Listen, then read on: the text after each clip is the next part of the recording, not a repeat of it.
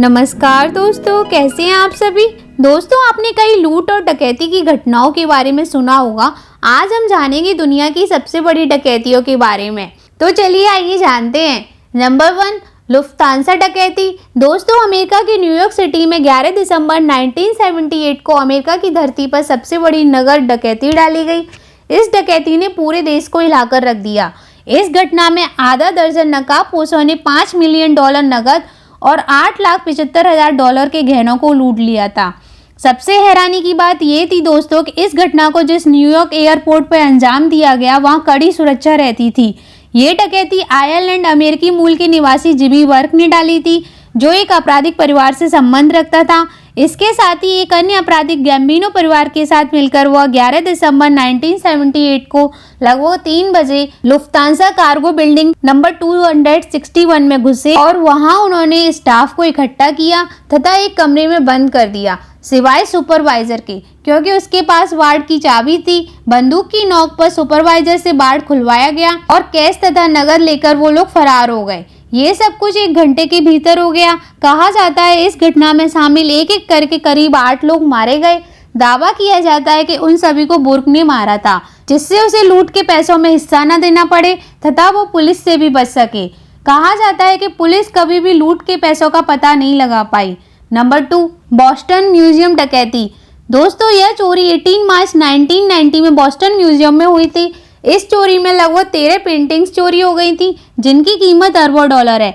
यह चोरी इतनी प्लानिंग के साथ हुई थी कि आज तक उन चोरों का कोई अता पता नहीं है और ना ही उन पेंटिंग्स का। बॉस्टन के इसाबेला स्टीवर्ट गार्डन म्यूजियम में 2 चोर पुलिस अधिकारी बनकर म्यूजियम में घुस गए। फिर उन्होंने बड़ी होशियारी से वहां के गार्ड्स को बांधकर म्यूजियम के तहखाने में बंद कर दिया और अरबों डॉलर की पेंटिंग्स को चुरा कर ले गए। बोस्टन पुलिस और FBI भी उन चोरों का स्केच तक नहीं बना पाई है। ये दुनिया की अनोखी डकैती कहलाती है, क्योंकि आज इतने सालों बाद भी उन पेंटिंग्स का कोई अता पता नहीं है। Number 3, the great train robbery. दोस्तों, the great train robbery London में हुई एक ऐसी डकैती है जिसे वर्षों तक भुलाना असंभव है। 8 अगस्त 1963 के दिन 16 लुटेरों ने दिन दहाड़े सिर्फ एक लोहे की रॉड की मदद से यह डकैती डाली। गैंग को ट्रेन के स्टाफ से गोपनीय सूचना मिली कि रॉयल मेल में बहुत सारा पैसा लंदन जा रहा है। प्लान बनाया गया कि ट्रेन को रास्ते में रोककर लूट लिया जाएगा। गार्डन गुडी, बस्टर एडवर्ड और रेनाल्ड इस योजना के मास्टरमाइंड थे। 8 अगस्त को सुबह 3 बजे लुटेरों ने सिग्नल खराब कर ट्रेन को रास्ते में रोक दिया और उस पर जबरदस्ती कब्जा कर लिया।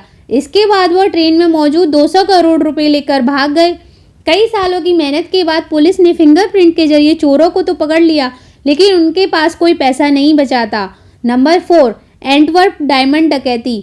दोस्तों, यह डकैती इतिहास में सबसे महंगी डकैतियों में से एक है। सन 2003 में एंटवर्प में $100 मिलियन की डायमंड की चोरी हुई। उस चोरी को अंजाम दिया लियोनार्डो नोटारबटोला और उनके 4 साथियों ने। एंटवर्प बेल्जियम का एक शहर है। इसे डायमंड सिटी के नाम से भी जाना जाता है। यहाँ दुनिया का 84% डायमंड का बिजनेस होता है। इस चोरी के लिए 3 साल से भी अधिक समय तक प्लानिंग की गई। लियोनार्डो नोटारबटोला ने एंटवर्प वर्ल्ड डायमंड सेंटर में एक ऑफिस किराए पे लिया। वहाँ उन्होंने सबका विश्वास जीत लिया, जिससे वह बिल्डिंग में आ जा सकते थे। बिल्डिंग में फोटो खींचना अलाउ नहीं था, लेकिन लियोनार्डो ने पेन कैमरा की मदद से बिल्डिंग की सारी इमेजेस कलेक्ट कर ली तथा अपने घर में लॉकर की सेम लोकेशन बनाई और चोरी करने की बार बार प्रैक्टिस की। 14 फरवरी 2003 को वे अपने साथियों के साथ सोने, हीरे, चांदी और अन्य प्रकार के आभूषणों को चुरा कर ले गए। हालांकि बाद में 5 में से 4 चोर पकड़ लिए गए, लेकिन चोरी किए गए अधिकांश हीरे बरामद नहीं हुए। नंबर 5, इराकी बैंक में लूट। दोस्तों, सन 2003 में इराक की सेंट्रल बैंक में हुई डकैती बैंक डकैती के इतिहास में अनोखी घटना है, क्योंकि इसमें उस देश के राष्ट्रपति का बेटा शामिल था। इस बैंक डकैती में बिना कुछ किए ही $1 बिलियन की लूट हुई थी। कहा जाता है कि जब अमेरिका इराक पर हमला करने वाला था, उससे कुछ घंटे पहले सद्दाम हुसैन के बेटे कुसै इराकी सेंट्रल बैंक में एक पर्चा लेकर पहुंचे, जिस पर राष्ट्रपति ने सारा पैसा सुरक्षा कारणों के कारण दूसरी जगह ले जाने का आदेश दिया था। क्योंकि उस समय इराक में सद्दाम हुसैन का खौफ था, इसीलिए बैंक प्रमुख कुछ नहीं बोले और पैसों को ले जाने की अनुमति दे दी। कहा जाता है कि इस लूट में इतने पैसे लूटे गए कि उन्हें ट्रकों में भरने में करीब 5 घंटे लग गए थे।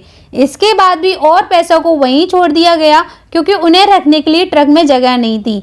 कहते हैं कि इस बैंक डकैती का एक बड़ा हिस्सा आज तक नहीं मिला है। दोस्तों ऐसी इंटरेस्टिंग वीडियो के लिए लाइक शेयर और सब्सक्राइब करें।